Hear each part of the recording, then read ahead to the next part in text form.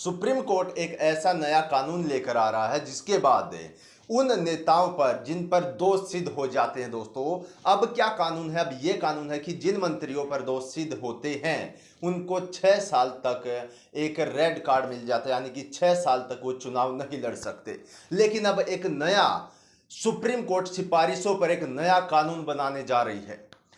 D Y Chandrachud की पीठ का ये बड़ा फैसला शायद बीजेपी सरकार के लिए आगामी चुनाव के लिए खतरे की घंटी भी हो सकता है, क्योंकि इस फैसले के बाद वो नेता जिन पर कोई भी गंभीर मामला दर्ज है और उन पर आरोप सिद्ध हो जाते हैं, तो दोस्तों वो आजीवन चुनाव नहीं लड़ सकते हैं।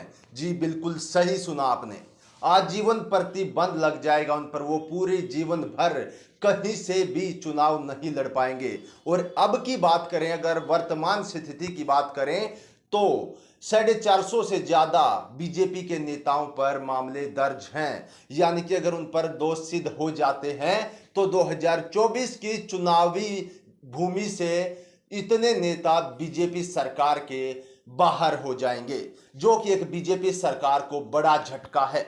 स्क्रीन पर आप देख सकते हैं किस प्रकार से, जो फिलहाल का अगर देखा जाए वर्तमान में कितने बीजेपी के नेता हैं जो वो गंभीर मामलों के आरोप में हैं।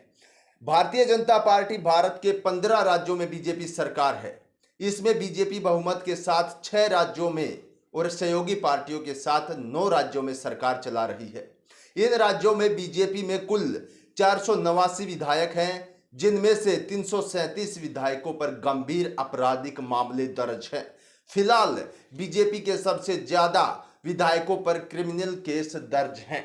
ये है बीजेपी के जो नेता हैं उन पर दर्ज मामले, यानी कि जितनी भी पार्टियां हैं, चाहे उसमें कांग्रेस हो या अन्य पार्टी हो, सबसे ज्यादा बीजेपी के नेताओं पर मामले दर्ज हैं। और आपने देखा होगा हर दिन कोई कांड होता है, कोई हिंसा होती है, किसी भी प्रकार का कोई ज्यादा विवादित मामला होता है, उसमें बीजेपी नेता का हाथ या नाम जरूर आता है, आप सभी को पता होगा। लेकिन क्या सुप्रीम कोर्ट 2024 के चुनाव से पहले ये कानून बना देगा? इस पर सबकी निगाहें टिकी हुई है। अगर ये कानून बना दिया जाता है तो बीजेपी सरकार की पूर्ण रूप से कमर टूट जाएगी। और इसका सबसे बड़ा कारण यही है कि उनके जो नेता हैं उनमें से एक बड़ा खेमा चुनावी रणभूमि से बाहर हो जाएगा, वो चुनाव नहीं लड़ पाएंगे।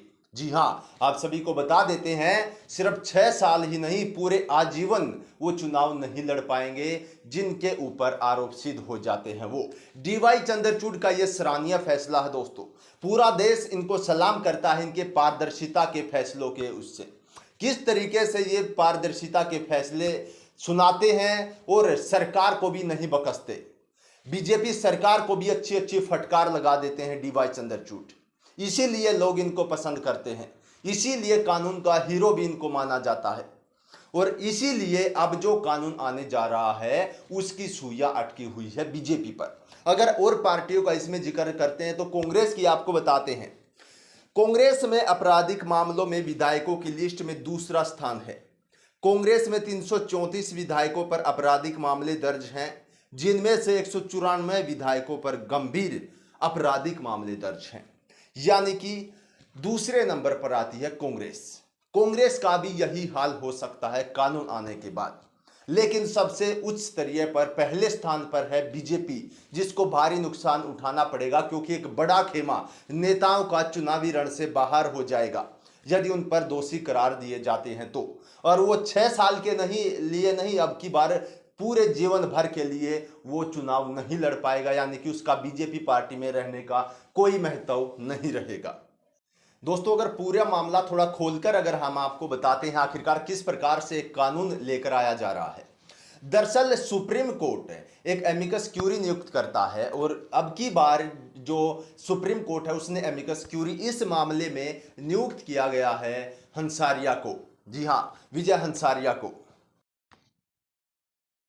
दोस्तों, इस मामले को थोड़ा आपको खोलकर अगर हम बताएं तो सुप्रीम कोर्ट ने एक एमिकस क्यूरी नियुक्त किया है। जी हां, सुप्रीम कोर्ट के द्वारा अब की बार एमिकस क्यूरी नियुक्त किया गया है विजय हंसारिया को। क्या होता है ये सुप्रीम कोर्ट के किसी भी मुद्दे को सुलझाने का काम करता है।